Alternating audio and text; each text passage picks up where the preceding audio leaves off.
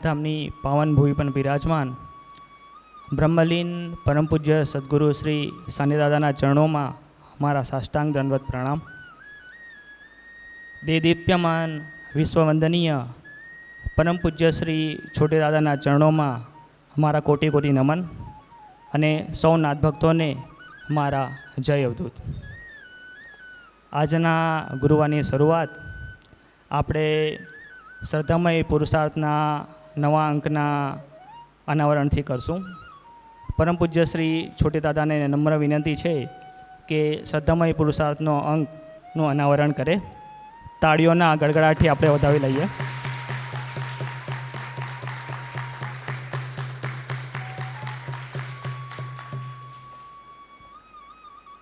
શ્રદ્ધામય પુરુષાર્થ એ આપણા નવનાથ ધામથી પ્રકાશિત થતું પખવાડિક છે અને એમાં આધ્યાત્મિક તેમજ વિશ્વ જગતની વૈવિધ્યસભર માહિતીઓ અહીંથી પ્રકાશિત થાય છે.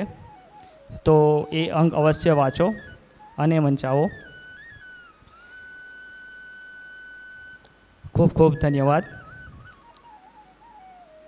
આજનો ભંડારો ગુરુલીન હિતેશ પટેલની પુણ્યતિથિ નિમિત્તે એમના પતિ સુનિતાબેન હિતેશ પટેલ તરફથી છે. તો એમને નમ્ર વિનંતી છે કે સ્ટેજ પર ઉપસ્થિત થાય અને પૂજ્યશ્રીનું સ્વાગત કરે. તાળીઓના ગડગડાટથી આપણે વધાવી લઈશું.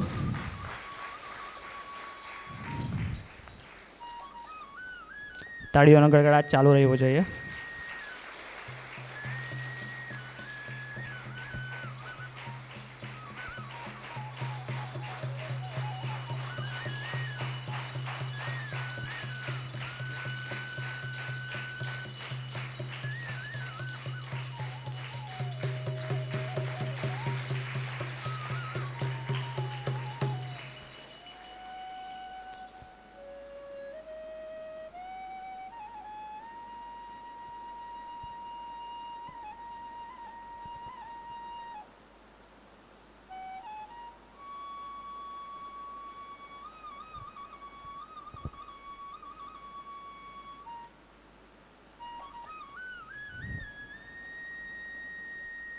ભંડારા નિમિત્તે પૂજ્યશ્રી સર્ટિફિકેટ અર્પણ કર્યા છે.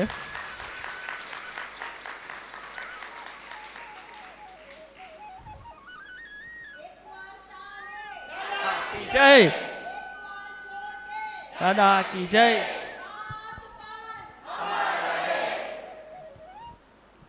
ખૂબ ખૂબ ધન્યવાદ.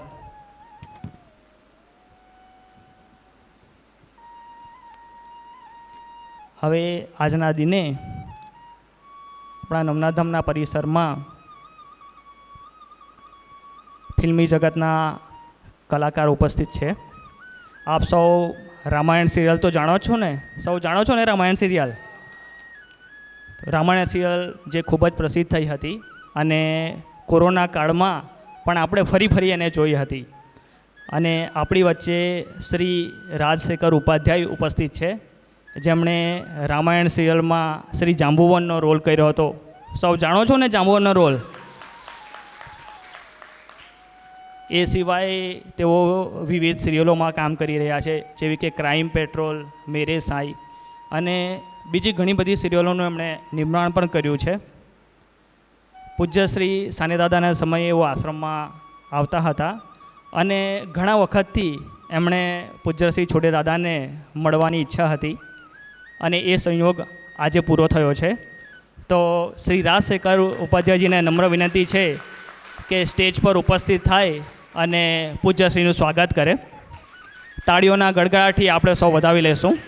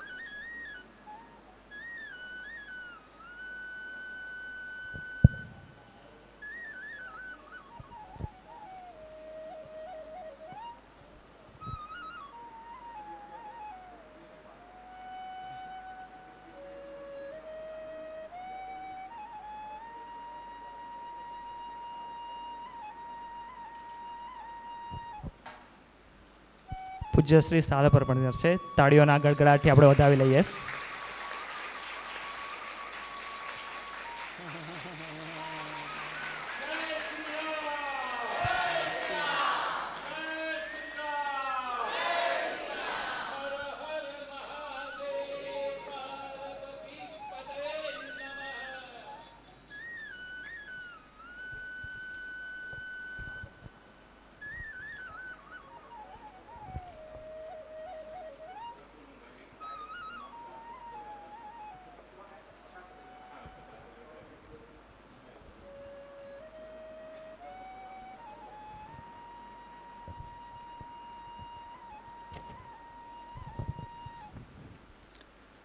ખૂબ ખૂબ ધન્યવાદ.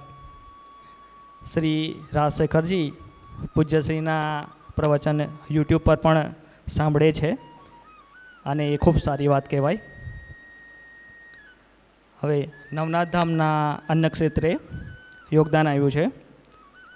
નિલેશભાઈ ગામિત ગાળકુવા 14 કિલો કઠોળ વટાણા, ભરતભાઈ પટેલ મસાળ 25 કિલો કોબીજ, બાબુભાઈ ગામિત વ્યારા 25 કિલો ઘઉં, રણજીતભાઈ ગામિત ગાળકુવા 100 કિલો ચોખા, ભીખીબેન ચૌધરી માંડવી 25 કિલો જુવાર, 10 કિલો તુવેર, સુમનભાઈ પટેલ ગોઈમાં 20 કિલો ચોખા, કિરીટભાઈ પટેલ ગોઈમાં 10 કિલો ચોખા, ધીરુભાઈ પટેલ સરૈયા 20 કિલો ચોખા, કૈલાસબેન મહેન્દ્રભાઈ પટેલ જોયાવાસણ 15 કિલો લીલી હળદર, ભરતભાઈ ટેલર ડુંગરી 25 કિલો ઘઉં, 40 કિલો ચોખા, 5 લીટર તેલનો ડબ્બો. તો સૌ દાતાશ્રીનો ખૂબ ખૂબ આભાર. હવે એક ખાસ અગત્યની વાત. તારીખ 8/5/2022 રવિવારના રોજ શ્રી ગોરખ મચ્છેન્દ્ર મહાદેવ મંદિરનો શિલાન્યાસ સમારોહ આહવા ડાંગ મુકામે યોજવામાં આવ્યો છે. તો સૌ નાથ ભક્તોને કાર્યક્રમમાં ફરજિયાત હાજર રહેવું, મોટી સંખ્યામાં ઉપસ્થિત રહેવું અને ત્યાં ભવ્ય મંદિરનું નિર્માણ કાર્ય થવાનું છે. તો એનો શિલાન્યાસ સમારોહ છે. તો આપ સૌ અવશ્ય પધારો. હવે આજના પાવનદિને પરમ પૂજ્ય શ્રી છોટેદાદાને નમ્ર વિનંતી છે કે એમની વિચાર ગંગા પ્રવાહિત કરે. જય અવધૂત.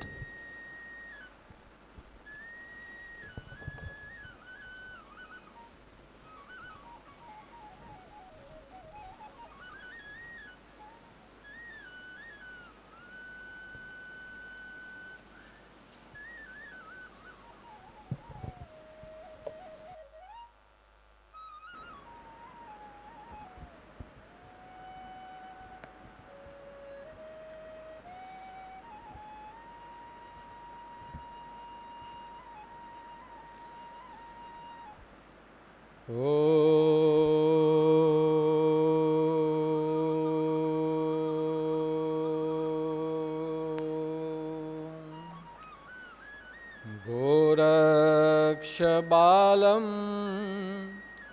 गुरुशिष्यपालं शेषाहिमालं शशिखण्डभालं कालस्य कालं जितजन्मजालं वन्दे जटालं जगज्जब्दनालम् ॐ गोरक्षनाथाय विद्महे शिवस्वरूपाय धीमहि तन्नो गुरुमच्छेन्द्र प्रियाय प्रचोदयात्। ॐ चैतन्य श्री गोरक्षनाथाय नमः। ॐ महामुनिमच्छेन्द्रनाथाय विद्महे अघोरस्वरूपाय धीमहि तन्नो गुरुदत्तप्रियाय प्रचोदयात्। ॐ चैतन्य श्री महामुनि मच्छेन्द्रनाथाय नमः।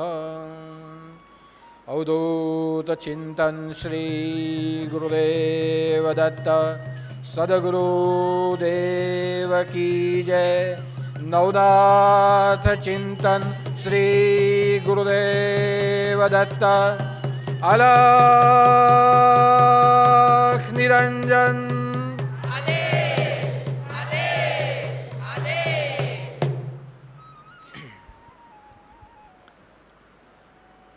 हम सबके हृदय में परब्रह्म स्वरूप में विराजमान, साक्षात शिव स्वरूप में विराजमान और साक्षात नवनाथ स्वरूप में विराजमान ऐसे हमारे सद्गुरु श्री सानेनाथ जी के चरणों में मेरे कोटि कोटि नमन। एवं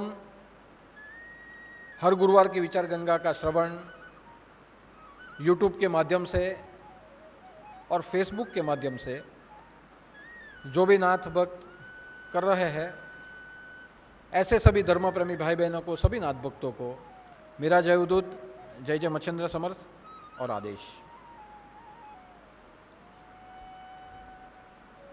हम सब मृत्यु से लेके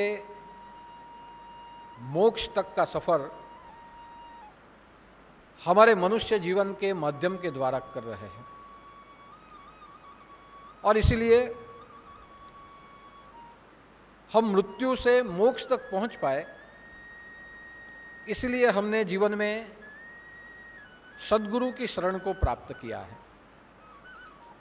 हमने हमारे जीवन में ग्रंथों के सानिध्य को प्राप्त किया है और योगानुयोग हमारे जीवन में सनातन संस्कृति का आश्रय हम सबको प्राप्त हुआ है और इसीलिए हमारे अध्यात्म मार्ग ने मृत्यु से लेके मोक्ष तक पहुंचने के लिए 3 धाराओं का निर्माण किया। एक धारा ज्ञान मार्ग, दूसरी कर्म मार्ग और तीसरी भक्ति मार्ग। और यही 3 धाराओं के ऊपर चलते हुए, समझते हुए हम सब यह हमारी जीवन यात्रा को पार कर रहे हैं।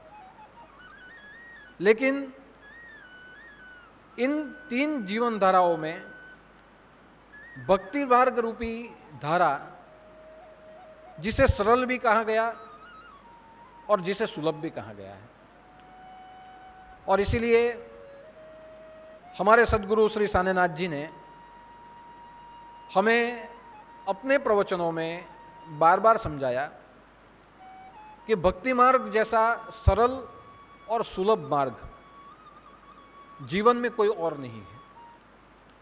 इसलिए भक्ति मार्ग का आचरण करते रहे, जीवन में परमात्मा का अनुभव करते रहे और जो हमें मनुष्य जीवन मिला है वही मनुष्य जीवन को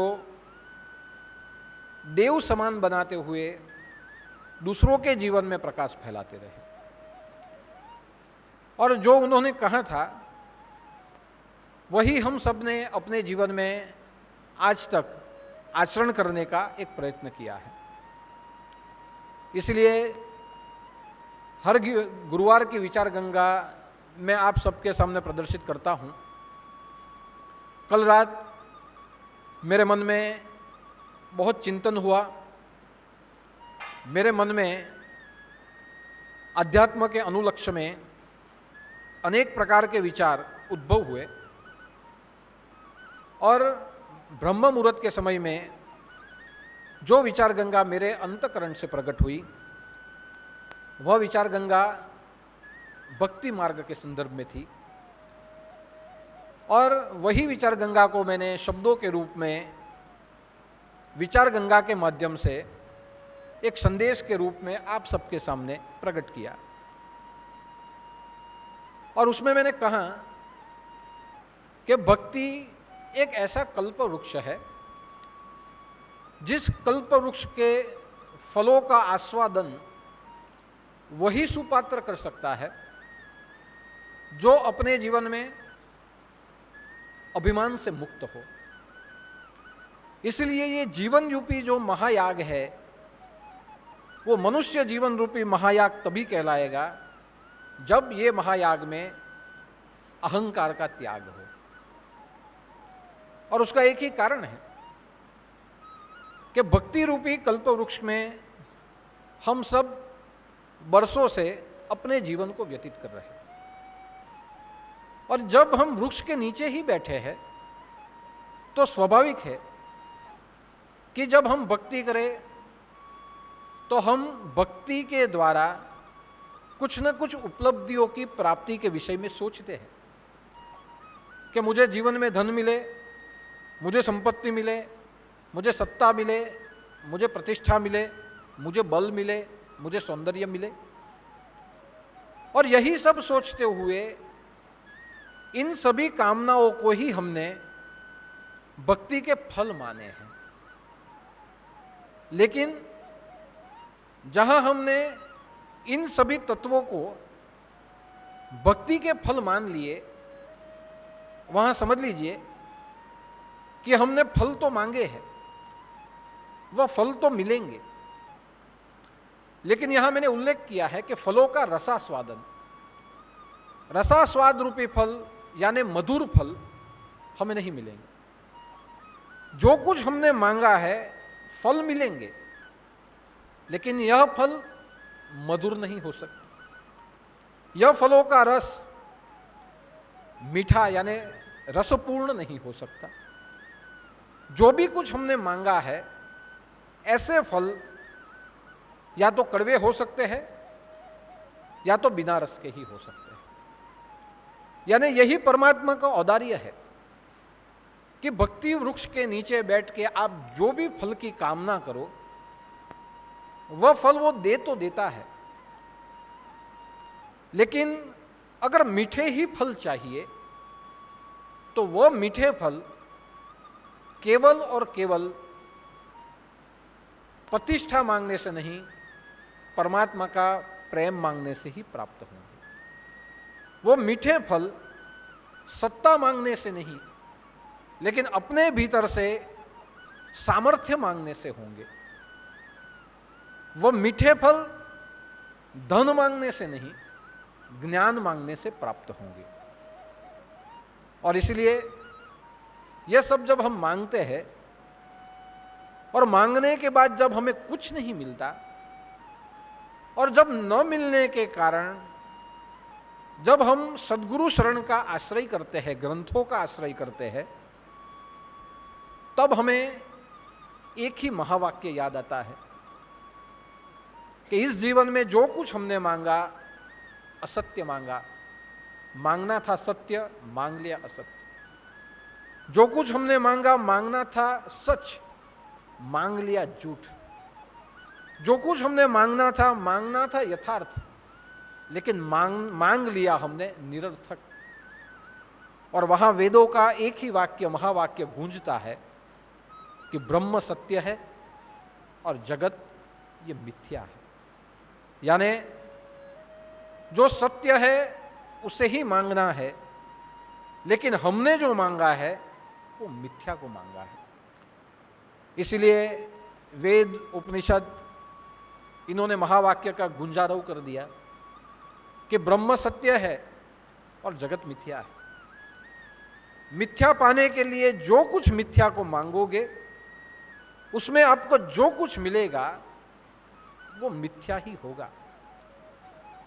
तो यहां हम सोचेंगे कि सत्य की व्याख्या तो हमने समझ ली कि सत्य तो वो है जो हमेशा के लिए रहना है और जो हमेशा के लिए दिखना है, जिसका हमेशा हमेशा अनुभव करना है। और मिथ्या की व्याख्या को हमने लिया, मिथ्या यानी जो झूठ है, जो कभी रहना ही नहीं है और जो कभी दिखना भी नहीं है। लेकिन अगर आप सोचेंगे तो आपके मन में विचार आएंगे कि हाँ, ये तो हम समझ सकते हैं कि ब्रह्म सत्य है जो दिखता नहीं है और अनुभव करने से जो हमें पता चल सकता है। लेकिन जिसे आप मिथ्या कह रहे हो, मिथ्या का अर्थ है जो झूठ है, और जो झूठ है वो कभी साकार हो ही नहीं सकता, फिर भी यह जगत तो हमें दिखता है। तो जो जगत हमें दिखता है उसे कैसे मान ले कि यह जगत मिथ्या है, और जो परमात्मा दिखना चाहिए वो दिखता नहीं है, फिर भी उसे कैसे मान ले कि जो नहीं दिखता है वो सत्य है। तो देखिए, सत्य का अर्थ तो हो जाता है जो है, पहले भी था, आज भी है, बाद में भी रहेगा। सत्य की व्याख्या किसी वस्तु के माध्यम से हम नहीं कर सकते। सत्य का दर्शन अपने ये दोनों चर्म चक्षु से जिसको हम देखते हैं उसको मानते हुए हम कभी नहीं कर सकते। सत्य का अर्थ होता है जो है बाद में भी रहेगा। सत्य का अर्थ होता है यथार्थ, जिसमें परिवर्तन कभी नहीं होगा। और सत्य का अर्थ है एक बार अनुभव कर लिया और जिसे जान लिया उसे जानने के लिए बार बार अनुभव करने की आवश्यकता नहीं होती। और मिथ्या का अर्थ है, मिथ्या का अर्थ होता है अभाव। जहां सत्य का अभाव हो वो सब पदार्थ मिथ्या। जहां सत्य का अभाव हो ऐसी संपूर्ण सृष्टि किसी नाशवंत के आधार के ऊपर टिकी हुई है, और इसीलिए उसे मिथ्या के रूप में देखा गया। आप और हम देखते हैं कि ये शरीर है, दिखता है, तो मिथ्या कैसे है? मिथ्या है। क्यों? क्योंकि ये शरीर का आधार नाशवंत शरीर है। आज नहीं तो कल, कल नहीं तो परसों, परसों नहीं तो नरसों, अमुक वर्षों के बाद ये नष्ट होना है। यानी जो शरीर मिला है, जो जीवन मिला है, इसका जो आधार है ये शरीर, ये नाशवंत है। अगर ऐसे के ऐसे टिक जाता था तो यह जगत में जिसको हम शरीर के रूप में देखते हैं वो कई सालों के बाद, युगों के बाद भी ऐसे ही रहता था। लेकिन नहीं, यह मिथ्या है। क्यों? इस शरीर का आधार नाशवंत है। यह शरीर का आधार आया कहां से? यह शरीर का आधार स्त्री और पुरुष के संबंधों से आया है। तो जिसने हमें जन्म दिया, स्त्री और पुरुष, माता पिता, वो भी नाशवंत है। कई साल के बाद जब माँ बाप चले जाए तो हम अनाथ हो जाते हैं।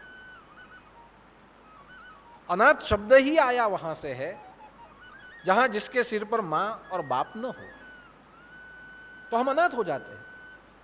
तो जो हमें जन्म देने वाले हैं उनका आधार भी नाशवंत है। वो भी आज नहीं तो कल चले ही जाएंगे। तो स्त्री और पुरुष जिन्हें हम माता पिता कहते हैं वो भी नाशवंत। माता पिता के जुड़ने से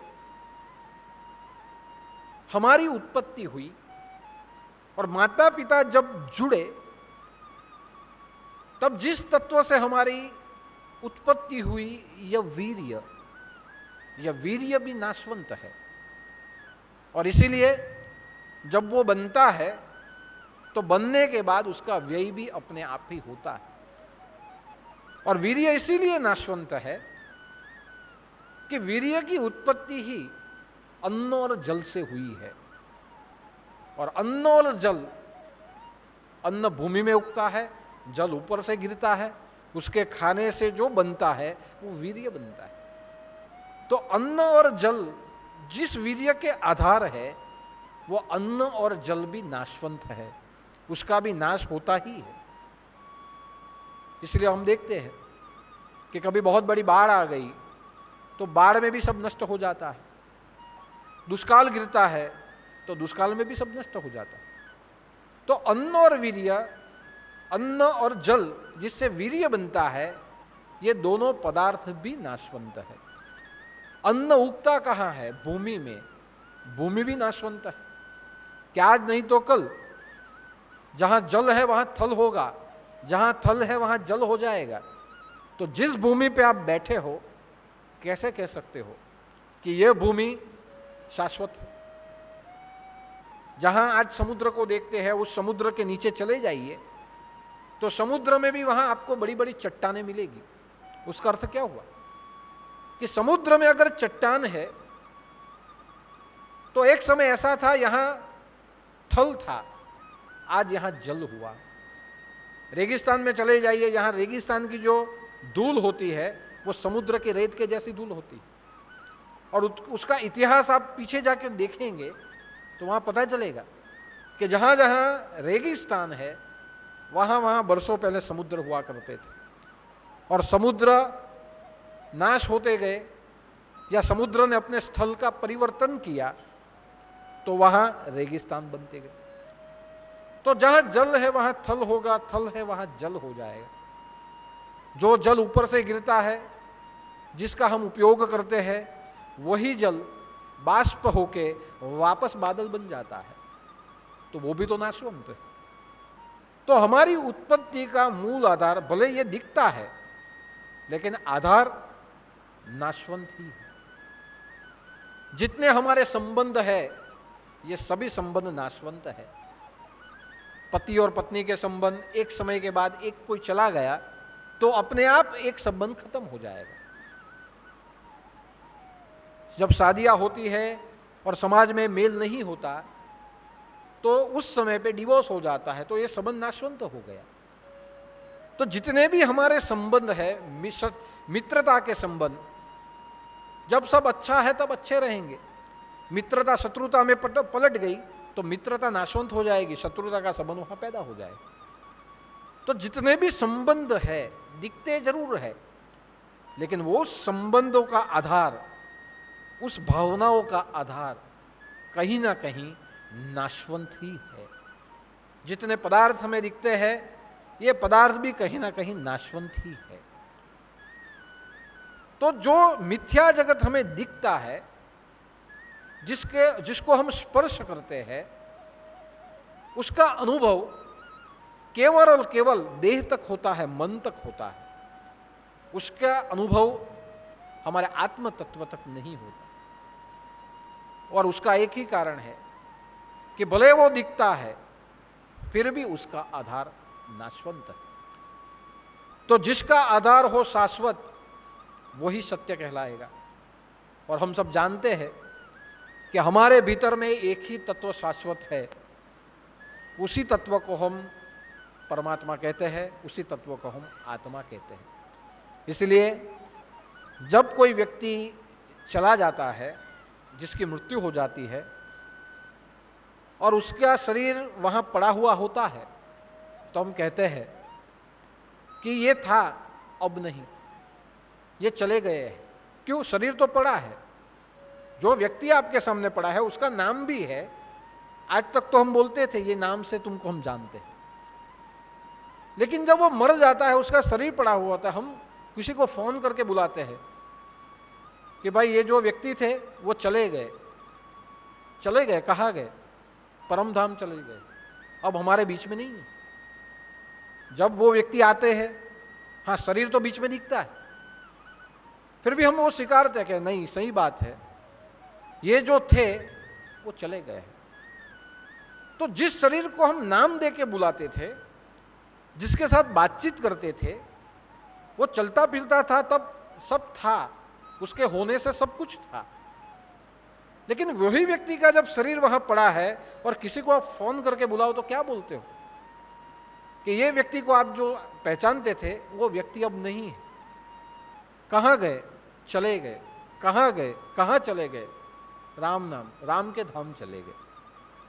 और उसको देखते हुए भी हम स्वीकारते हैं, हाँ शरीर तो है लेकिन जो कोई है वो चला गया है। तो यही देखिए कि हमारे ये व्यवहार में प्रैक्टिकली आया है कि जो चला गया है उसको हम बोलते ही है वो चला गया, पड़ा हुआ है फिर भी वो चला गया है। तो जो चला गया उसके पीछे अगर सोचेंगे क्या चला गया, उसके अंदर बैठा हुआ जो सत्य है वो चला गया है। सत्य चला गया, असत्य रह गया। शाश्वत चला गया, नाशवंत रह गया। परम चला गया, जो परम नहीं है वो पामर वही वहाँ वो रह गया। जैसे आईना हो और आईने में मैं आपको दिखाऊं कि ये आईना है, इसमें आपका मुंह देख लीजिए, तो आईने में अपना मुंह तो हमें दिखता है, लेकिन सचमुच क्या वही आईने में हम हैं? जिस आईने में आप अपना मुंह देखते हो, क्या वही आईने में आप हो? तो हम स्वीकारेंगे क्या इसमें मेरा मुंह दिखता है, लेकिन सही में मैं वहां नहीं हूं, सही में मैं यहां हूं। तो आईना वही ही रहेगा, लेकिन उसमें जो कुछ दिखता है वो आईने के अंदर नहीं है, आईने के बाहर है। तो उसमें जो कुछ दिखता है वो परिवर्तनशील है, ये शरीर उसमें दिखता है। जो उसमें दिख रहा है वो परिवर्तनशील है, आज है नहीं रहेगा। लेकिन आईना जो कुछ दिखाता है, वो आईना सत्य दिखाता है, वो है। आईने में जो कुछ आप देखो, आईने में देख सकते हो काल्पनिक रूप से, लेकिन वास्तविक रूप में जिसको आप देख रहे हो वो परिवर्तनशील है, आज है कल चला ही जाएगा। तो मेरा कहने का अर्थ है कि जिसे हम देख रहे हैं वो सब दिखा हुआ परिवर्तनशील है, वो चला जाएगा। लेकिन जिसे हम नहीं देख रहे हैं वो यहां है।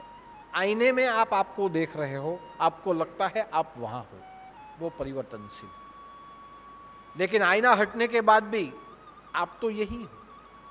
तो जिसे आप नहीं देख सकते हो वो यथार्थ है, और जो यथार्थ है उसी को पाना, उसका नाम होता है भक्ति।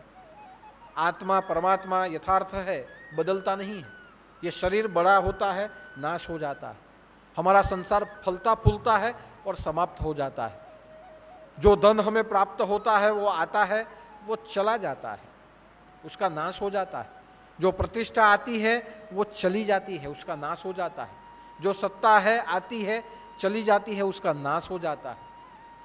तो जो नाश हो जाता है उसको नहीं पाना है।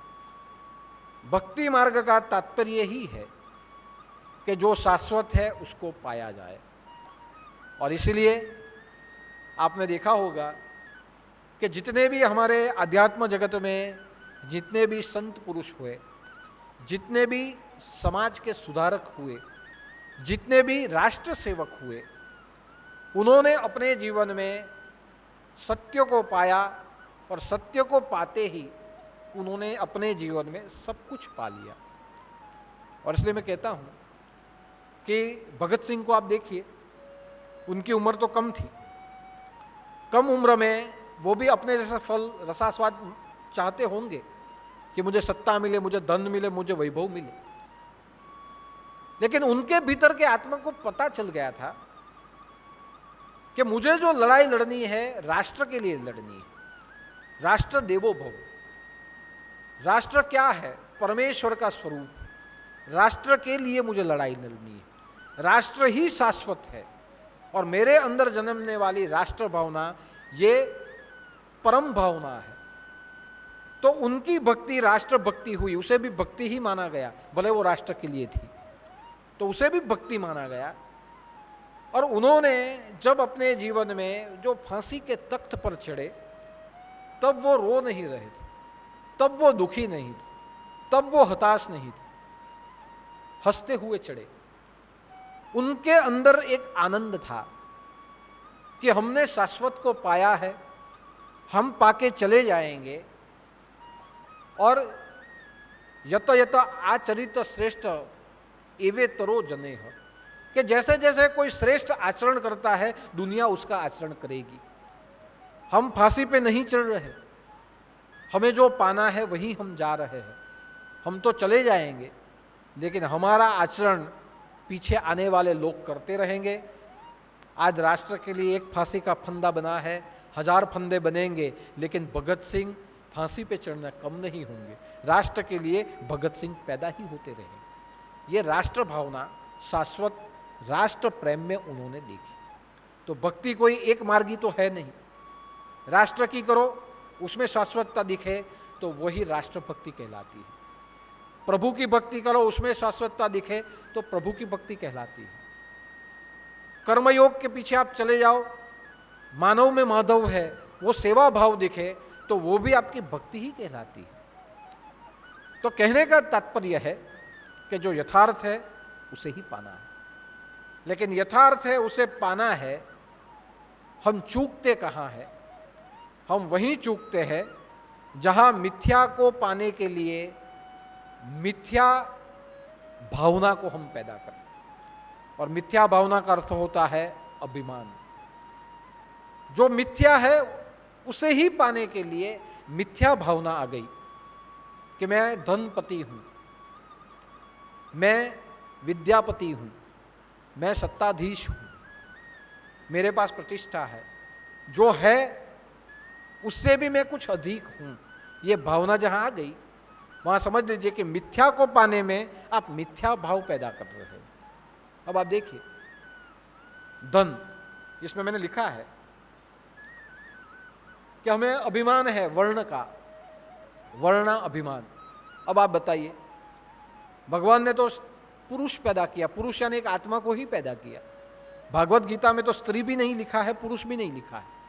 तो ब्राह्मण, क्षत्रिय, वैश्य, शूद्र, ये लिखा किसने है? भगवान ने अपने मुख से जब बात की तब तो आत्मा की बात की, पुरुष की ही बात की, और पुरुष में तो दोनों आ गए, स्त्री भी हो गई, पुरुष भी हो गया। तो भगवान ने तो वर्ण की बात ही नहीं की, फिर भी हमें अभिमान है, वर्णा अभिमान। और वर्णा अभिमान को प्राप्त करते हुए हम शाश्वत को पाना चाहते हैं, नहीं मिलेगा। हम मिथ्या को पाने के लिए मिथ्या को ही पाएंगे। मैं ब्राह्मण हूं, यह वर्णा अभिमान।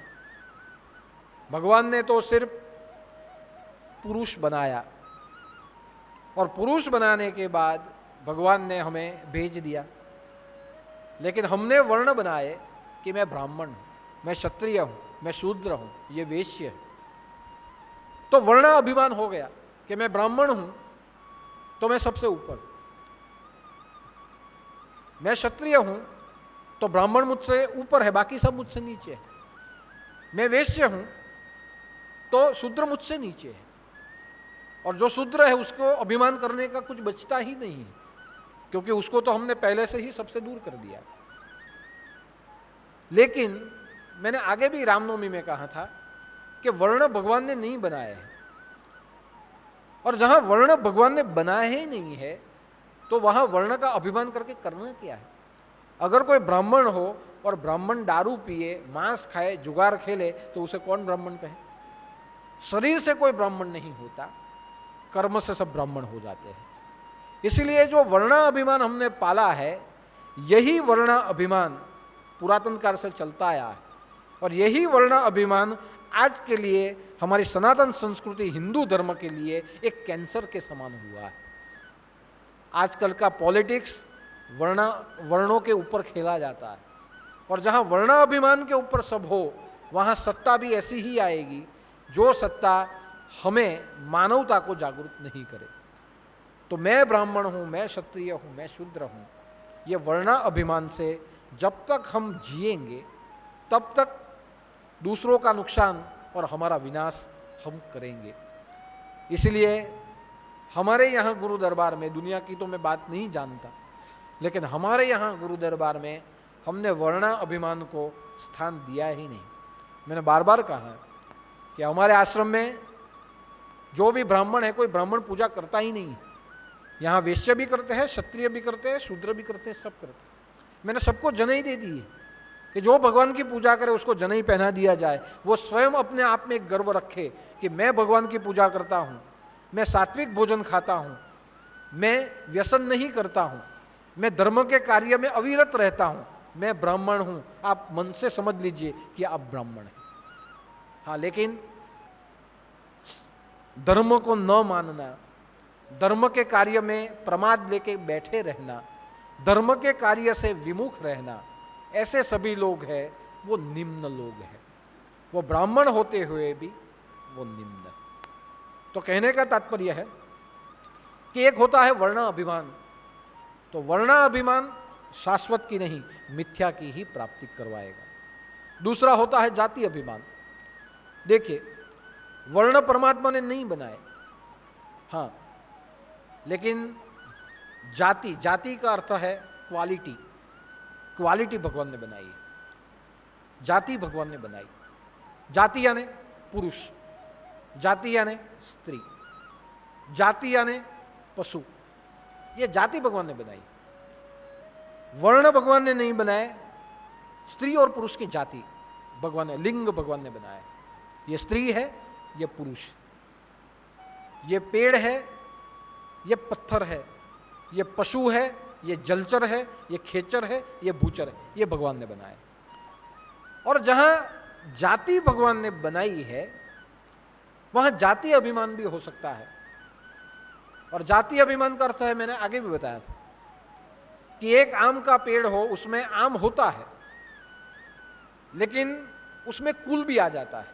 जाति और कुल भगवान ने बनाया। जहां जाति आ गई, आम आ गया, ये जाति है, लेकिन आम में भी कुल है कि आफूस हो तो उसकी गुणवत्ता ज़्यादा है, केसर हो तो उसकी मध्यम है, और दूसरे हो तो उससे नीचे है।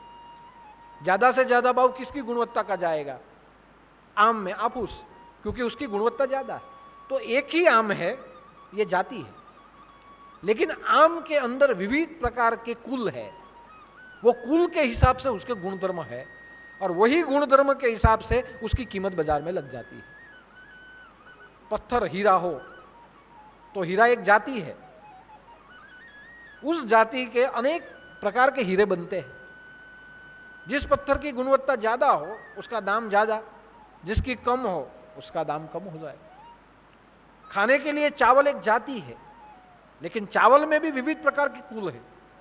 कई कुल ऐसे हैं कि जिसकी गुणवत्ता अच्छी है तो उसका अलग नाम है, उसका अलग रूप भी अलग है, उसका दाम भी अलग है। वैसे ही भगवान ने जाति बना दी, जाति यानी मनुष्य बनाया, मान स्त्री या पुरुष, लेकिन स्त्री पुरुष में भी कुल होता है।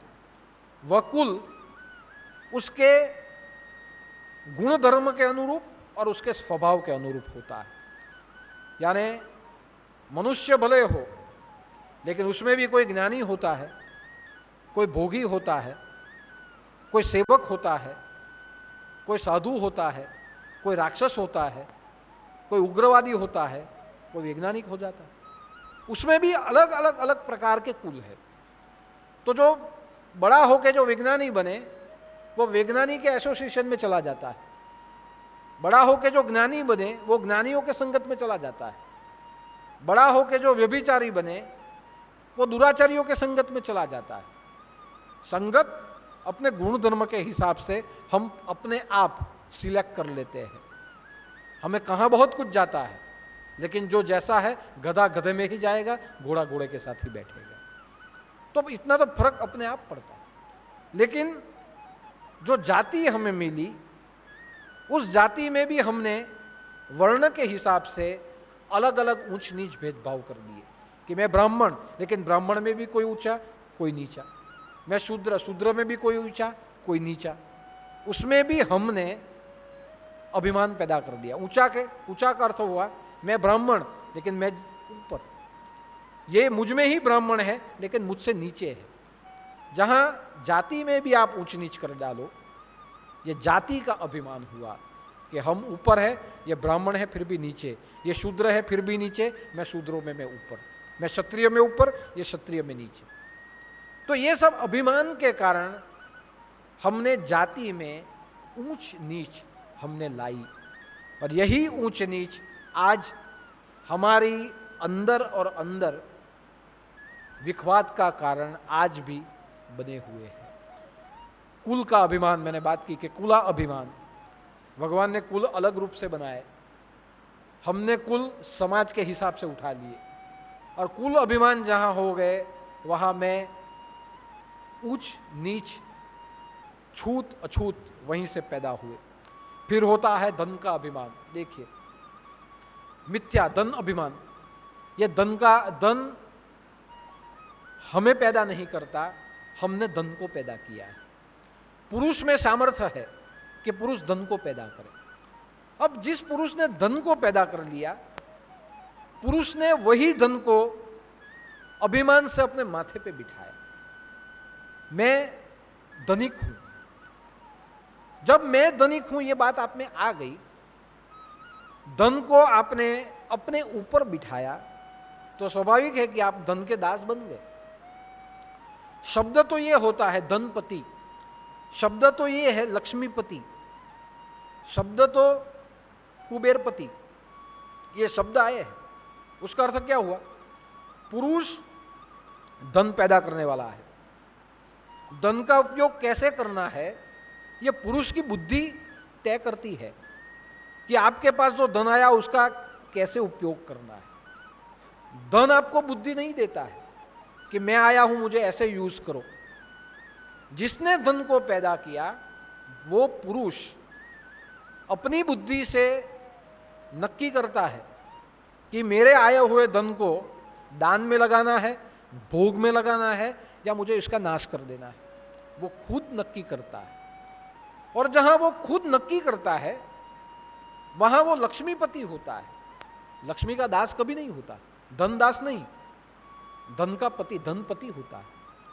तो जो धन हमने पैदा किया, जो धन चंचल है, आता भी है और कल उठ के चला भी जाता है, तो जब वो आता भी है और कल उठ के चला भी जाता है और उसका ही हम अभिमान करें कि मेरे पास बहुत धन है, वो अभिमान जहां होता है वहां धन आपके ऊपर राज करता है। और जहां धन आपके ऊपर राज करने लगे ये मिथ्या अभिमान है।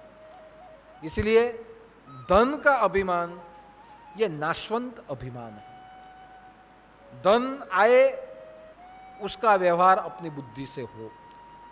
कई लोग के पास धन आता है वो दान धर्म में उपयोग करते हैं, कई लोगों के पास धन आता है वो भोग विलास में चला जाता है।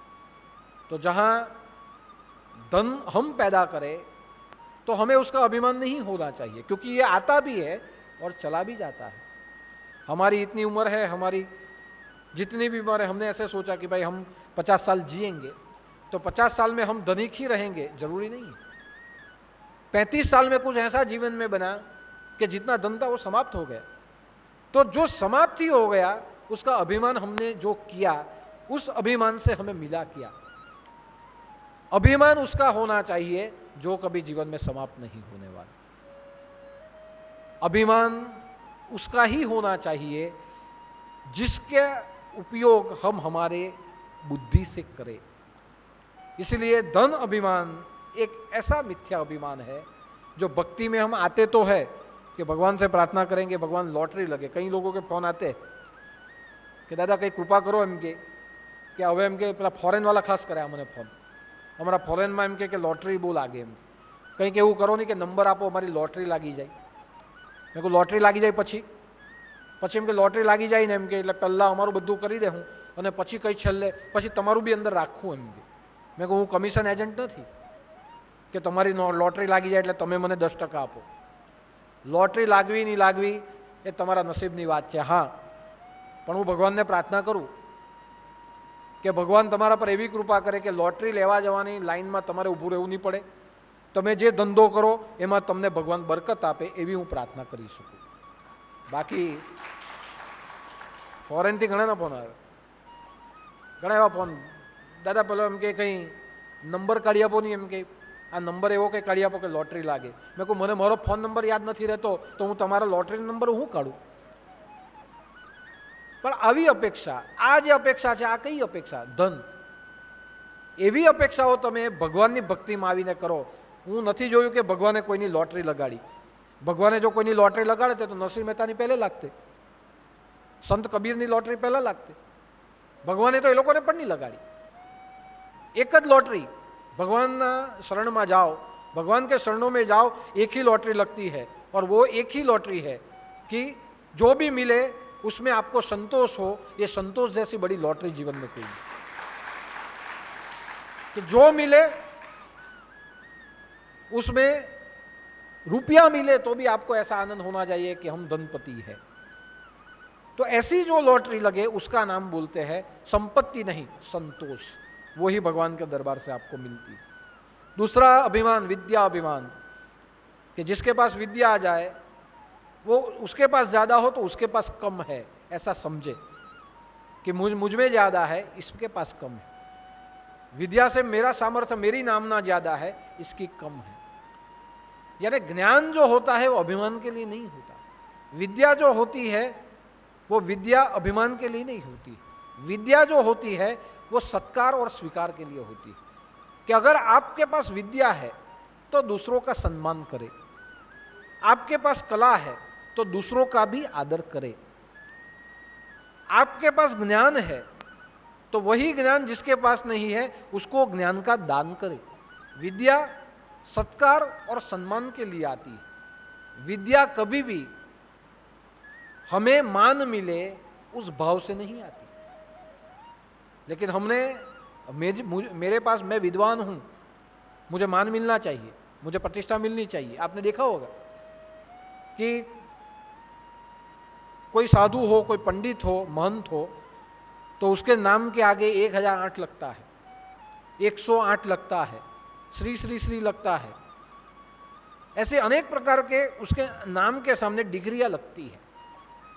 और ऐसी जहाँ डिग्री लगे उसका कहने का अर्थ क्या कि मैं इतने पुराण जानता हूँ, 4 वेद, उपनिषद और जितने भी पुराण है ये कुल मिला के 1008 जो भी कुछ होता है, मैं ये सब कुछ जानता हूँ, इसलिए मेरे नाम के आगे 1008 लगना चाहिए, मेरे नाम के आगे 108 लगना चाहिए, मेरे नाम के आगे ऐसे सब पदवियां लगनी चाहिए। ये क्या है? ये विद्या का अभिमान, विद्वानता का अभिमान। भगवान के दरबार में विद्वान होने का कोई सर्टिफिकेट ही नहीं है। सर्टिफिकेट कोई आपको नहीं दे सकता। हाँ, सर्टिफिकेट समाज आपको देगा कि आप साधु हो, संत हो, भोगी हो या जोगी हो। आपके आचरण से जो भी कुछ होगा दुनिया अपने आप सर्टिफिकेट दे देगी। उसमें मानने की जो, आपको नाम के आगे कुछ लगाने की जरूरत नहीं है। आपका जैसा व्यवहार होगा, आपके जैसे कर्म होंगे, उसी हिसाब से दुनिया आपको सर्टिफिकेट दे देगी। लेकिन एक ट्रेड चालू हो गया। हमारा भी बीच में हरिद्वार में प्रोग्राम था, तब हरिद्वार में प्रोग्राम था, हमने कई महंतों को वहाँ मैंने बुलाया था, उनका सत्कार किया। तो प्रोग्राम होने से पहले मुझ तक भी बात आई कि अगर हमें 51,000 रुपया या 1,00,000 रुपया अगर हमें मिले तो हम दादा आपके नाम के आगे 108 लगा के आपको चादर उठा देंगे। अगर ये करना है तो आपके प्रोग्राम में हम कर सकते हैं। मेरा उनको एक ही जवाब था कि 51,000 रुपया के 1,00,000 रुपया मैं आपको दे दूँ, उससे अच्छा है मेरे गुरुवार में जो आए उसको मैं उसका खाना खिला दूँ। मैं आपको दूँ और आप मुझे पदवी दो, उसका फायदा क्या है? मेरे गुरु ने मुझे यहाँ जहाँ बिठाया है यही मेरा सर्टिफिकेट है कि मैं लायक हूँ, तो ही मैं आपके सामने बोल रहा हूँ। मेरे गुरु का आदेश, यही मेरी लायकात है कि तुझे ये काम करना है। मैं 7 साल की उम्र का था और तब मुझे बिठाया गया था, मुझे कुछ पता नहीं था। सब लोगों ने पूछा कि दादा ये तो उम्र में छोटे हैं, क्या करेंगे? दादा ने कहा छोटा है इसीलिए इसका नाम छोटे दादा रख देते हैं। जो आपको छोटा लगता है, छोटे दादा। बहुत उम्र कम है, आगे जाके क्या करेंगे, आपके बाद क्या होगा? दादा ने एक ही बोला, मेरे बाद क्या होगा वो मैंने नहीं सोचा, मेरे सामने जो होगा मैंने वही सोचा है। तो ये कैसे सब करेंगे, क्या करेंगे? गुरु महाराज बैठे हैं, कृपा होगी सब होगा। मेरे बाद का मैं सोचता नहीं। और वही हुआ कि गुरुदेव चले गए। उसी दिन से मुझे कुछ आता नहीं था, फिर भी आपके सामने बोलने लगा और आपने उसका स्वीकार करने लगे और गुरुदेव की कृपा हो गई। तो आज 18 साल से आपके सामने मैं हूं। तो जिसने मुझे बिठाया उस गुरुदेव के वो आदेश ने ही मुझे लायक बनाया। गुरु का आदेश, यही सबसे बड़ी लायकात होती है। जहां गुरु का आदेश नहीं और गुरु के आदेश के बिना आप कुछ भी करो, दुनिया के कोई भी सर्टिफिकेट मिल जाए, वो सर्टिफिकेट दीमक खा जाएगी, बाद में वो चले जाएंगे, उसका कोई अर्थ ही नहीं रहेगा। तो मैंने मना कर दिया कि ये सब मुझे 1008, 108 श्री श्री मुझे नहीं चाहिए। मुझे जो मिला है मुझे उसे बताने के लिए सब करना है, ये मुझे नहीं चाहिए। तो ये विद्या अभिमान, कि हमारे सामने ये सब लगे, ये लगने से कुछ फर्क नहीं पड़ जाता।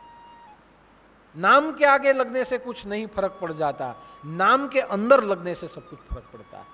आपके नाम के सामने कुछ लगे फर्क नहीं पड़ता, लेकिन आपका जो नाम है उस नाम में अगर हरि का नाम लग गया तो समझ लीजिए कि आपको सब कुछ वहां से ही शुरू होता है। राम नाम में सब लगना चाहिए, हमारे नाम के आगे कुछ लग जाए उससे क्या फर्क पड़ता है। तो ये विद्याभिमान। एक बार क्या हुआ कि महाकवि कालिदास को अपनी विद्वत्ता पे बहुत अभिमान था। माँ सरस्वती के उपासक थे और उन्होंने काफ़ी आख्यान किए थे और राजा महाराजाओं में भी उनकी कीर्ति थी कि कालिदास जैसा कोई कवि नहीं। अब एक दिन माँ सरस्वती ने सोचा कि मेरे भक्त में मुझे लेके इतना अभिमान है तो कैसे चलेगा, इसके अभिमान का खंडन मुझे करना पड़ेगा। महाकवि कालिदास कहीं जंगल में जा रहे थे, उन्हें पानी की प्यास लगी तो दूर देखा तो छोटी सी झोपड़ी थी। वो छोटी सी झोपड़ी के पास गए और वहाँ जाके उन्होंने आवाज़ लगाई कि मैया पानी की प्यास लगी है, मुझे पानी पिला दो। अंदर बैठी जो मैया थी उस मैया ने कहा कि आप पानी पीने के लिए आए हो, लेकिन मैं किसी बिना पहचान वाले को पानी नहीं देती, मैं आपको नहीं पहचानती, कृपया आप बताइए आप है कौन। तब कालिदास जी ने कहा कि मैं रास्ते से जा रहा था, पानी की प्यास लगी, समझ लीजिए मैं पथिक हूँ, इसीलिए मुझे पानी दे दीजिए। अंदर बैठी हुई जो मैया थी, माँ थी, उसने कहा कि अरे भाई, पथिक तो इस दुनिया में दो ही है, चंद्र और सूरज, जो हर रोज निरंतर यात्रा करते रहते हैं, उससे बड़ा कोई पथिक ही नहीं है। सूर्य और चंद्र सुबह उठते हैं, शाम को दूसरी जगह चले जाते हैं, रात को चंद्र आता है, सूर्य किसी और जगह चला जाता है, वापस वो आ जाता है। तो ये निरंतर चलते रहते हैं, जो निरंतर चलता है वो पथिक है, यहाँ आके रुक जाता है वो पथिक नहीं है। तो मैं ये दो ही पथिक को जानती हूँ, तू कोई तीसरा है, सच बता तू कौन है, अगर मैं तुझे पहचान जाऊँ तो पानी दूँ। तो बाद में उसने कहा कि ठीक है, पथिक नहीं समझो तो अतिथि समझ लो, मैं अतिथि हूँ और अतिथि हूँ, आया हूँ, पानी मांग रहा हूँ, पानी पिला दो, मेहमान हूँ मैं। तो अंदर बैठी मैया थी, उसने कहा नहीं, मैं मेहमान को तो मैं जानती हूँ, दुनिया में दो ही मेहमान है, एक धन और दूसरा यौवन। धन आता भी है और चला भी जाता है, और यौवन आता भी है और यौवन चला भी जाता है। तो धन और यौवन ये दो ही मेहमान है, इसे ही मैं जानती हूँ, तू कोई तीसरा है, मैं तुझे नहीं पहचानती, मैं पानी नहीं तुझे दे सकती, बता तू कौन है। तो उसने सोचा अब क्या करूँ, कितना समय हो गया नहीं पानी पिए, और ये मैं सुन रहा हूँ और पानी नहीं मिल रहा है, तो समझ लीजिए कि मैं योगी हूँ, मुझे योगी समझ लो, कोई योगी आया है ऐसा समझ के पानी दे दो। तब अंदर बैठी जो मैया थी उसने कहा नहीं, योगी को मैं नहीं पहचानती, तुम योगी नहीं हो सकते। योगी इस दुनिया में सिर्फ दो ही है, एक है भूमि और दूसरा है वृक्ष।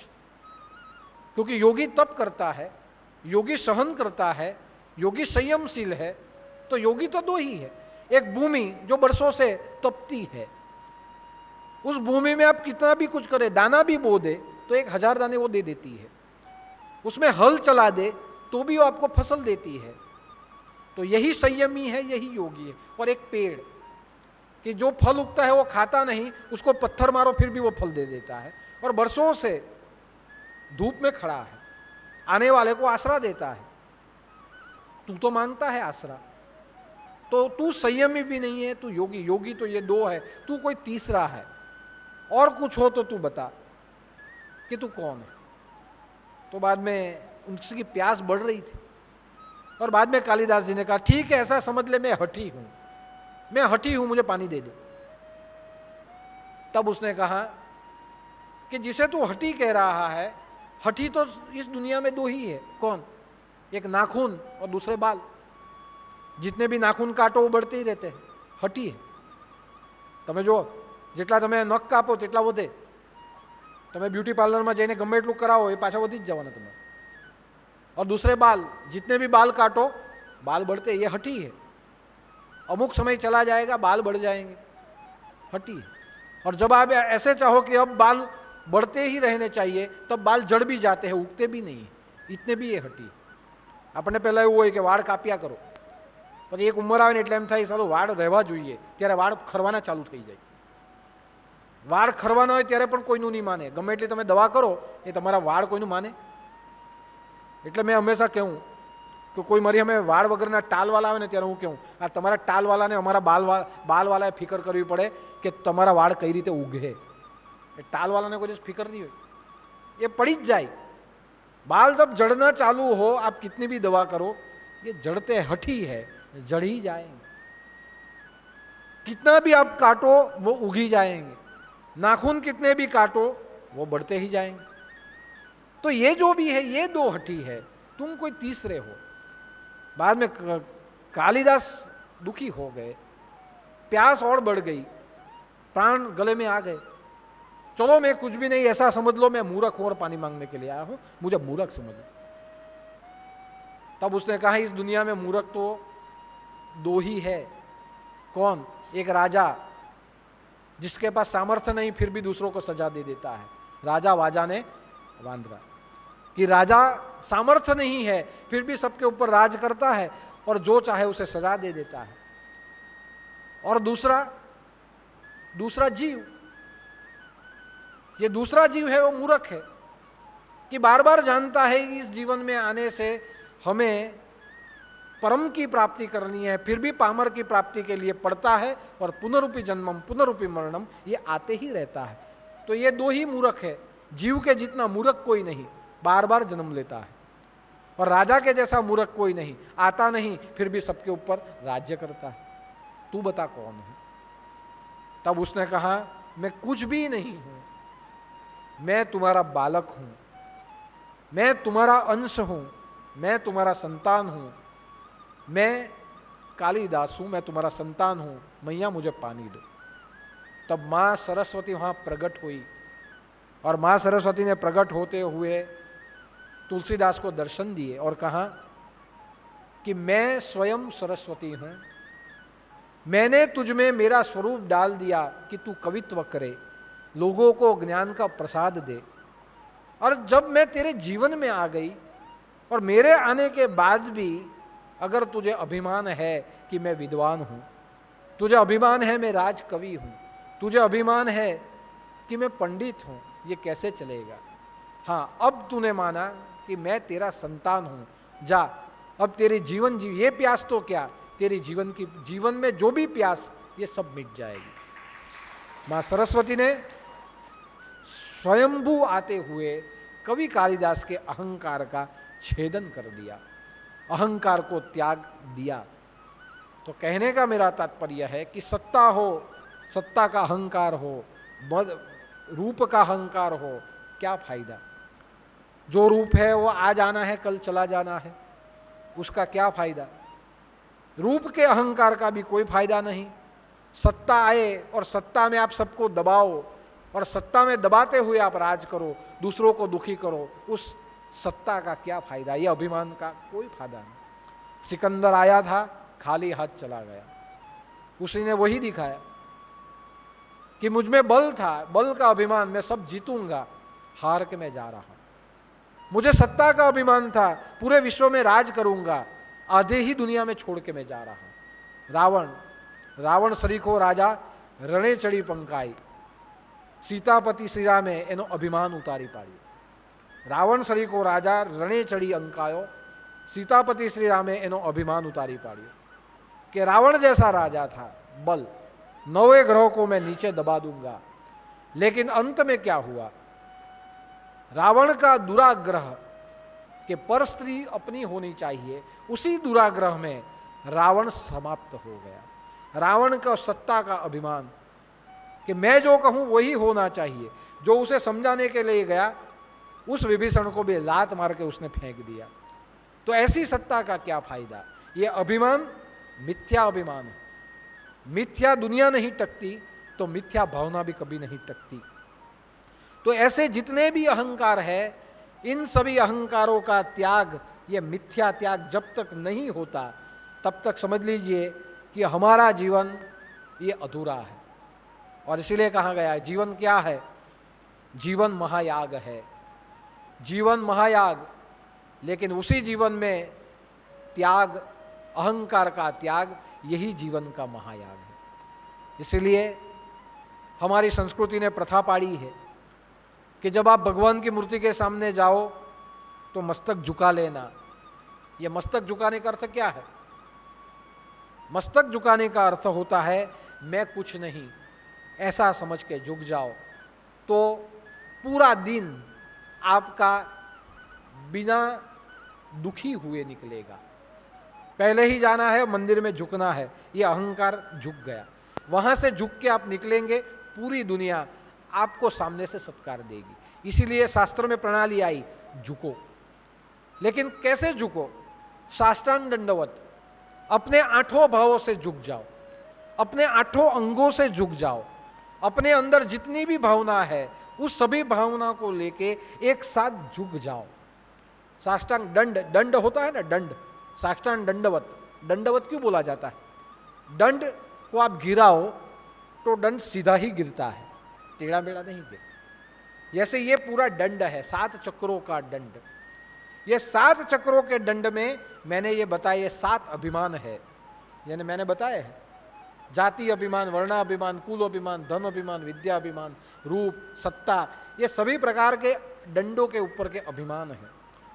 यह अभिमान जैसे दंड गिरता है, टेढ़ा मेढ़ा नहीं होता, पूरा का पूरा गिरता है, वैसे साष्टांग ये सभी अभिमानों से हमें भगवान के सामने झुक जाना चाहिए। अभिमान किसी के सामने नहीं, भगवान के सामने नतमस्तक। जो है तू है, तेरा दिया ही सब कुछ है, बाकी सब मिथ्या है। यह हमारी प्रणाली। इसलिए पहले दंडवत किया जाए, दंडवत करना है। और ये नमस्कार करने के बाद हम निकले, समझ लीजिए पूरा दिन आपका शांति से जाएगा, नरमी से जाएगा। हमें आदत पड़ी है माला पहनने की। ये माला क्यों पहनाई गई? एक स्त्री के गले में मंगलसूत्र क्यों होता है? कि जब भी वो मुड़ के काम करे तो मंगलसूत्र जब हिले तब उसको पता चले कि मेरा पति है। पूरे दिन जब ये नज़र झुके तो उसे ध्यान में रहे कि मेरा पति मेरे हृदय में है, मुझे जो भी वर्तन और व्यवहार करने हैं मेरे पति के अनुरूप ही करने हैं। इसीलिए हम भगवान का धागा और लॉकेट पहनते हैं। क्यों? कि जब भी झुको तो इसके आपको नजर आना चाहिए कि मेरे हृदय में मेरा राम बसा हुआ है। जो भी मैं संसार के काम करूं, मुख में राम, मुख में नाम, हृदय में राम और हाथ से राम के काम, ये होते रहने चाहिए। इसीलिए हमें कंठी पहनाई जाती है। कंठी यहाँ नहीं, मंगलसूत्र। आपने जो धागा पहना है ये समझ लीजिए गुरु का दिया हुआ मंगलसूत्र है कि हृदय तक आता है। मंगलसूत्र जिसको देख के आपका जीवन मंगल हो जाए, ये मंगलसूत्र, ये पहनने की हमारे संस्कृति में एक परंपरा है। जब भगवान के मंदिर में जाओ तो पैसा रखने की परंपरा है। आपके पास है इसीलिए भगवान मेरे पास है मैं बहुत देता हूं, ये भाव नहीं। हमारा मन केवल और केवल धन में ही है। तो जिस धन में आपका मन है उसमें से थोड़ा मन मुझे दे दीजिए। इसीलिए हम जेब से पैसा निकालते हैं और देते। ये क्या देते हैं? माया। जिसमें हमारी बहुत माया है भगवान वही हम तुमसे मांगते हैं, उसका ही हमें अभिमान है। बस उसमें से मैं निकाल के थोड़ा अभिमान, ये माया मैं आपके चरणों में रखता हूँ, ये आपके चरणों में मैं रखता हूँ। अभिमान, माया उसके चरण में रखनी है। आप भोजन जो भी करो वो भी उसी को देके करना है। हमारी संस्कृति है कि जब आप खाना खाओ तो एक निवाला बाहर रख दो। क्यों रख दो? कि जो मैं खाना खाता हूँ भगवान तूने दिया हुआ है। ये खाना जो भी बना है कैसे भावों से बना होगा, खाने के समय मेरा भाव क्या होगा मुझे पता नहीं, क्योंकि मैं जैसे खाऊंगा वही भाव मेरे मन में पैदा होगा। तो मैं पहले ही आपको अर्पण कर देता हूँ क्योंकि आपने ही मुझे ये सब दिया है, आप खिलाए तो मैं खाता हूँ, मैं आपको अर्पण करता हूँ, ये आपका है। सात्विक भाव से जब आप भगवान को भोजन अर्पण करो तो समझ लीजिए कि यह भोजन प्रसाद बन जाता है। और ऐसा भोजन जब आप खाओ तो आप में रजोगुण, तमोगुण और सत्वगुण नहीं रहते, तत्व गुण की आपके अंदर प्राप्ति हो जाती है। तो ये सब अभिमान नष्ट हो जाए, इसीलिए हमारी संस्कृति ने हमें बार बार पूजा करने, बार बार नाम स्मरण करने के लिए, बार बार यज्ञ करने, यज्ञ की प्रथा, यज्ञ में त्याग होता है, आहुति का त्याग। यह आहुति का त्याग जब हाथों से छूट जाए तो यज्ञ में समा जाता है। त्याग का अर्थ है छूटना, हमेशा हमेशा के लिए मेरा है वो छूटना, उसका अर्थ होता है त्याग। यज्ञ में जितनी भी आप समिधा डालो, स्वाहा, स्वाहा किसे, स्वाहा यानी उसको अर्पण, जो यज्ञ में डालो स्वाहा बन जाता है। जो स्वाहा बनता है वो धुआं बनता है, और धुआं बनने के बाद भगवान तक पहुंचता है। तो जब आप यज्ञ में आहुति डालो तो मैं डाल रहा हूं ये भाव होता है। वो जैसी गई अहंकार का त्याग। राजा जब यज्ञ करते थे तो उसके पीछे सेवा योग होता था कि मैं भूमि दान कर दूंगा, मेरी भूमि जो है मैं दान करता हूं, मुझे नहीं चाहिए, मैं गौदान करूंगा, मैं वस्त्र दान करूंगा, मैं अन्न दान करूंगा। यानी यज्ञ में जब अहंकार का त्याग हो जाता है तब उसके पास जो कुछ भी होता है वो उसका नहीं होता, वो परमात्मा का होता है। और परमात्मा जिसे सुपात्र माने उसी को वो सब उसे दे देना होता है, और वो देने के बाद जो उसे प्राप्त हो वो यश भगवान का प्रसाद कहलाता है। तो कहने का मेरा अर्थ आज था कि भक्ति रूपी कल्पवृक्ष के स्वाद के फल वही चख सकता है जिसने अपने जीवन से ये सभी प्रकार के अभिमानों का त्याग कर दिया हो। और जो अभिमान का त्याग करता है वो ही जीवन को महायाग बना सकता है। हम सब ने भी हमारे भक्ति मार्ग में हमारे अहंकार का त्याग किया है, तभी हम 60 साल से यहाँ गुरु दरबार में आते हैं। हम सब ने हमारी धन की माया का त्याग किया है, इसीलिए यहाँ जो जो भी सेवा के प्रकल्प होते हैं उसमें हम हमारा योगदान धन के रूप में भी देते हैं। हम सब ने अभिमान का त्याग किया है, इसीलिए साल में एक बार भंडारा हम हमारी ओर से करते हैं। क्यों करते हैं? जो उसने दिया है वो उसी को हमें देना है, ये महानैवेद्य के रूप में हम देते हैं। ट्रस्ट के माध्यम से जितने भी कार्य चलते हैं उसी में भी हमारा योगदान मन से, तन से और धन से होता है। और 23 अप्रैल को मैंने कहा कि आप तन से योगदान कर रहे हो, मन से योगदान कर रहे हो, धन से भी कर रहे हो। हाँ, इस कलयुग में एक चौथी वस्तु से योगदान करना है, तन से, मन से, धन से, और चौथा मोबाइल से। कि आपके मोबाइल से भी योगदान करे। क्या योगदान करे? कि जितनी भी सेवाएं यहाँ होती है ये सभी सेवाओं को शेयर करे और लोगों तक पहुँचाए, और लोगों को बताइए कि जहाँ हम 60 साल से जाते हैं वहाँ जो भी हम जाते हैं वहाँ हम जो कुछ देते हैं उससे ये सब कार्य चलते हैं, ऐसा लोगों को बताइए और आपके मोबाइल का उपयोग करें।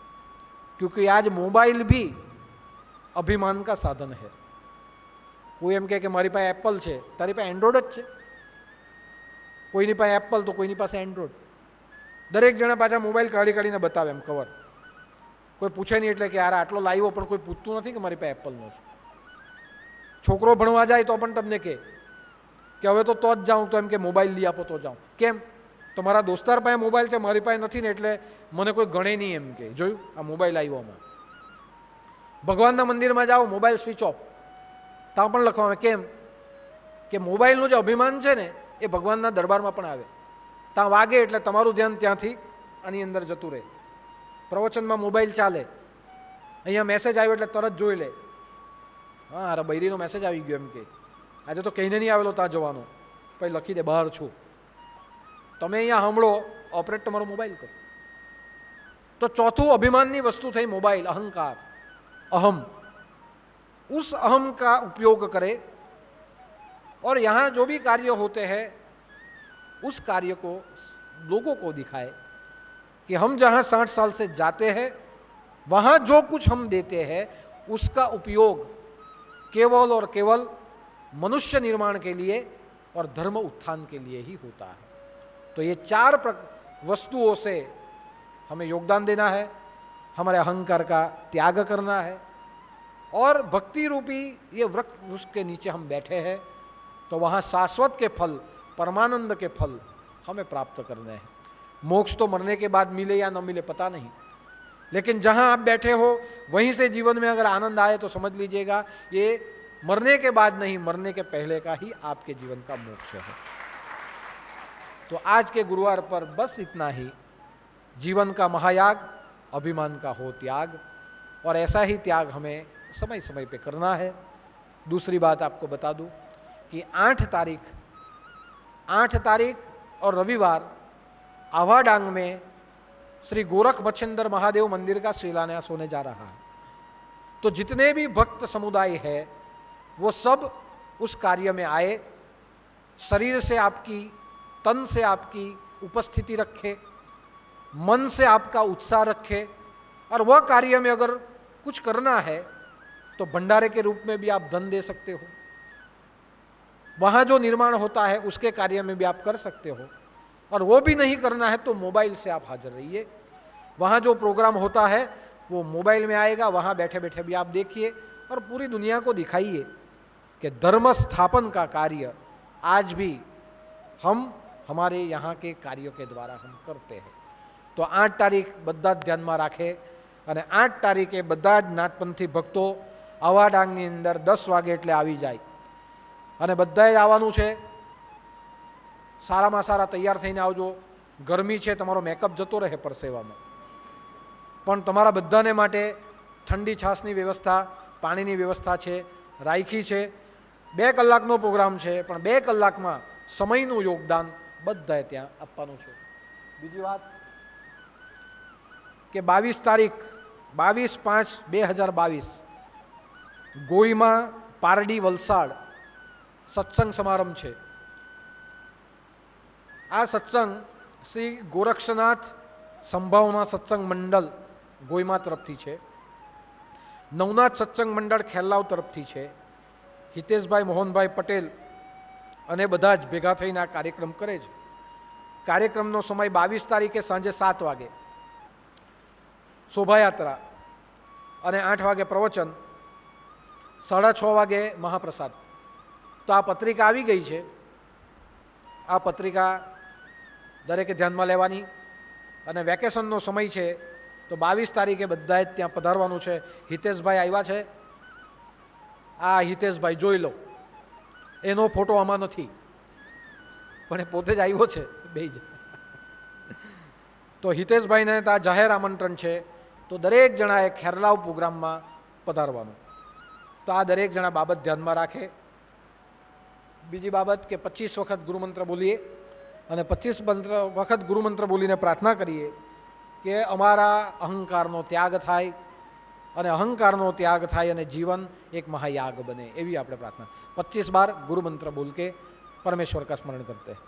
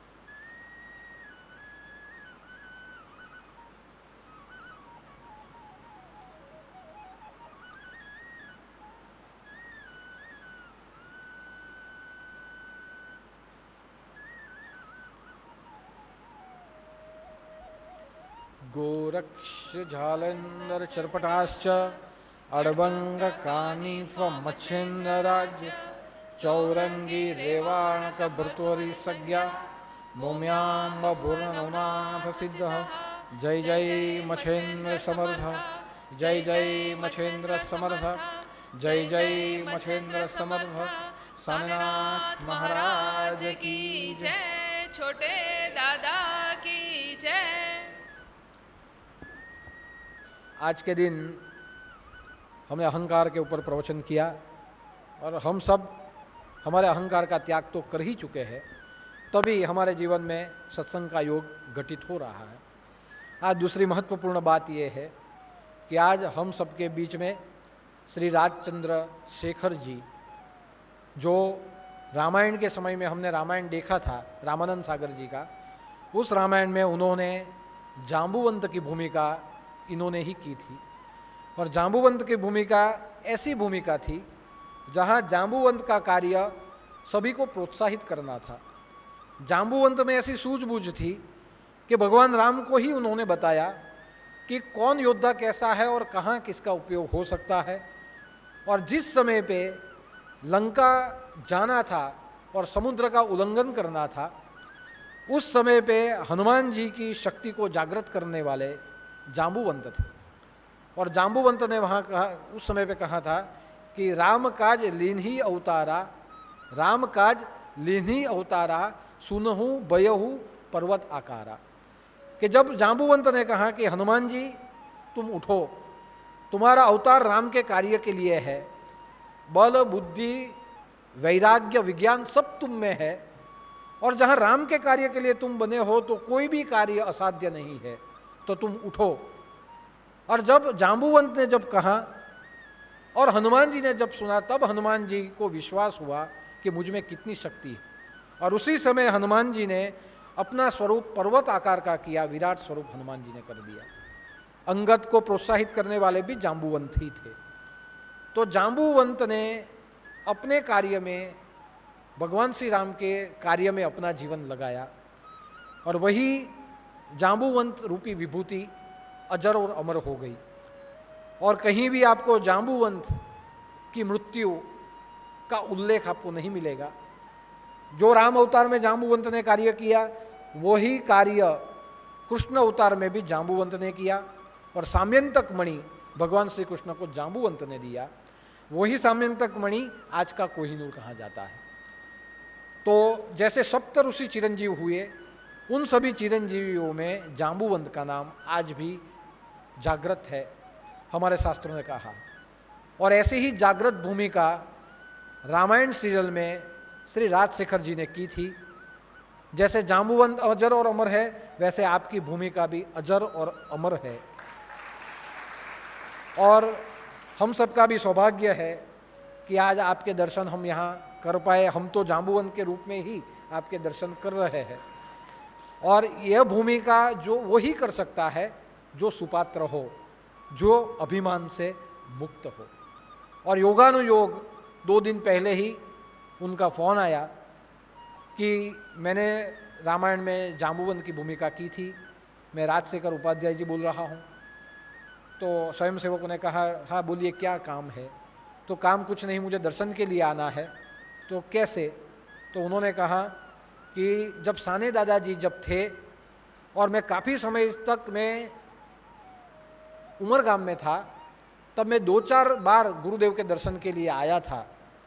और यूट्यूब पे भी मैंने आपका सब देखा है। तो काफ़ी समय के बाद योग बन रहा है कि वहाँ मैं आपसे मिलूँ, दर्शन कर पाऊँ और आ पाऊँ। और वो सब हमने सुना, तब मुझे भी मन से हुआ कि नहीं, गुरु अनंत, गुरु कृपा अनंता, सदगुरु की कृपा सबके ऊपर होती है। हाँ, और उस समय पे ऐसा समय था कि यहाँ उमरगाम में सब काम चल रहे थे, तब उनका और गुरुदेव का मिलाप हुआ होगा। तो आज योगानुयोग ये घड़ी आज के दिन के गुरुवार पर हम सबके सामने आई है। उन्होंने यहाँ आए, गुरु मूर्ति के दर्शन किए, और हम सब ने आज उनके भी दर्शन किए हैं। तो मैं उनको अनुरोध करता हूँ कि यहाँ आए, और कैसे गुरुदेव से उनका आध्यात्मिक अनुबंध था वो यहाँ आते हुए हमें बताए। और जांबूवंत के रूप में ही, एक ऋषि के रूप में ही हम सबको 2 शब्दों से आशीर्वाद प्रदान करे, ऐसी मैं इच्छा व्यक्त करता हूँ। तो आप यहाँ आए और 2 वाक्य हम सभी भक्तों को कहें।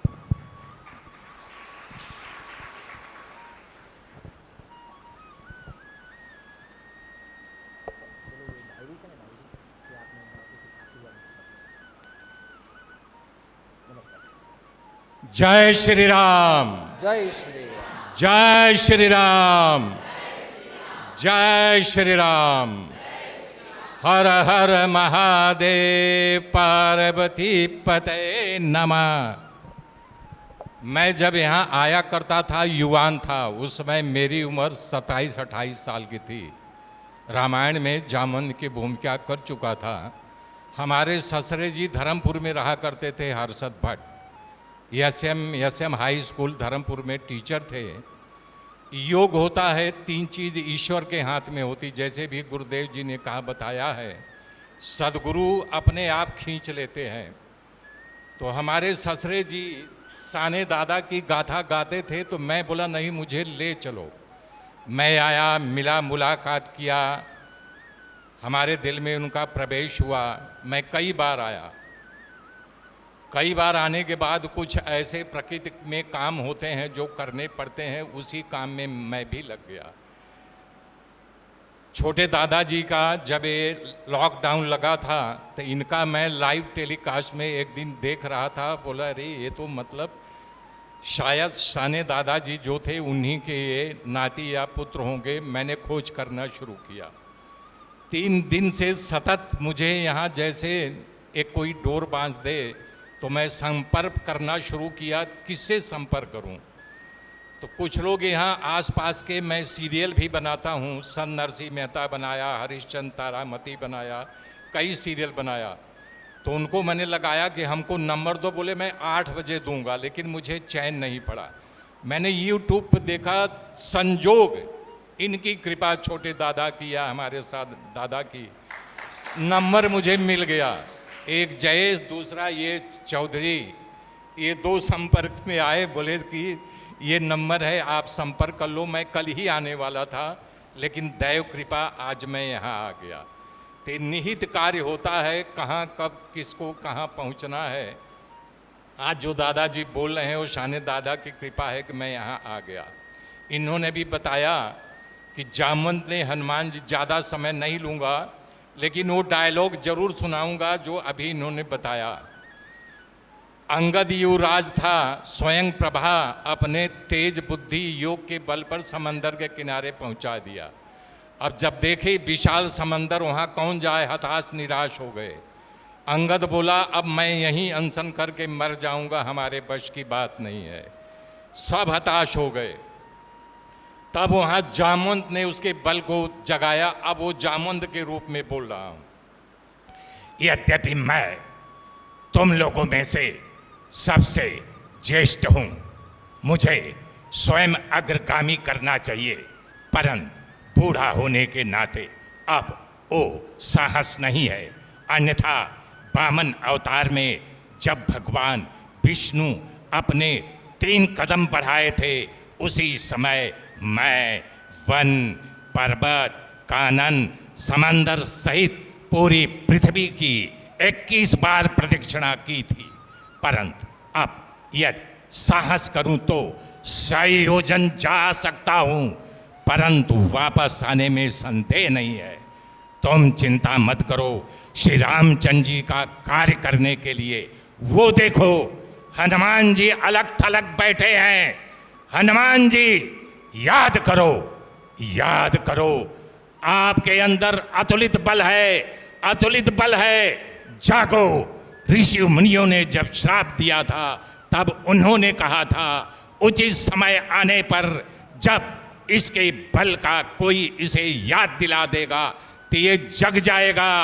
जागो, जागो हनुमान जी, जागो। अतुलित बल धामा बजरंग बली, कुछ याद करो अतुलित बल धामा। जय श्री राम।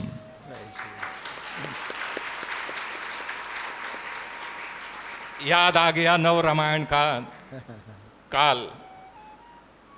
वो सही सही गुरु कृपा थी कि जो मैंने जामवंत की भूमिका की थी, हमारी आवाज़ ही हमें पॉपुलर की थी।